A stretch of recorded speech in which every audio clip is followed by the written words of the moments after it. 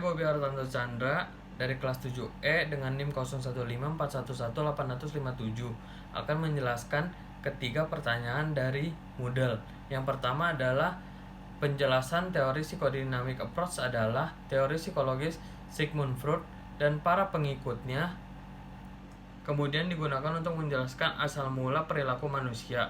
Pendekatan psikodinamik mencakup semua teori dalam psikologi yang melihat fungsi manusia berdasarkan interaksi dorongan dan kekuatan dalam diri seseorang, terutama yang tidak disadari dan diantara berbagai struktur kepribadian.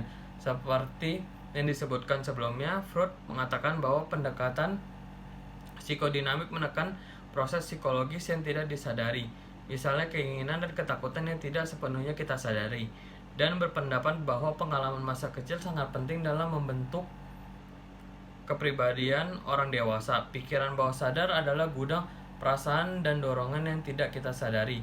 Mendapatkan akses ke alam bawah sadar kemudian sangat penting untuk penyelesaian masalah pasien yang berhasil. Menurut Freud, pikiran bawah sadar dapat diakses melalui analisis mimpi dengan pemeriksaan kata-kata pertama yang muncul di benak orang dan melalui pembicaraan seseorang yang tampaknya polos. Yang kedua pertanyaannya adalah apa kegunaan dari teori tersebut untuk kepemimpinan? Yang pertama itu sangat penting sekali karena untuk bagi atasan bisa mengetahui kepribadian apa yang dimiliki oleh bawahannya semua. Yang pertama itu adalah thinker. Thinker memiliki kelebihan objektif, rasional, dan menyelesaikan masalah. Terus yang kedua adalah feeler, empatik, kooperatif, dan loyal. Ekstrovert memiliki kelebihan bersemangat, komunikatif, dan terbuka. Introvert memiliki kelebihan pendiam, reflektif, dan pemikir. Intuitor memiliki kelebihan pemikir strategis berorientasi pada masa depan. Sensor memiliki kelebihan praktis berorientasi tindakan. Judger memiliki kelebihan tegas, ketat, dan pada perencanaan tersebut. Perceiver fleksibel, penasaran, dan informal. Yang ketiga pertanyaannya adalah bagaimana mempraktekkan teori tersebut untuk kehidupan sehari-hari. Dalam kehidupan sehari-hari, kita bisa mengimplementasikan dari beberapa aspek yang diberikan oleh Sigmund Freud, yaitu ide, ego, dan superego. Di sini saya akan menjelaskan satu persatu mengenai tiga hal tersebut beserta contohnya. Yang pertama adalah ide. Ide bekerja dengan menganut prinsip kesenangan. Ide mencari kepuasan secara instan terhadap keinginan dan kebutuhan manusia. Apabila kedua ini tidak terpenuhi, seseorang dapat menjadi tegang dan cemas atau marah.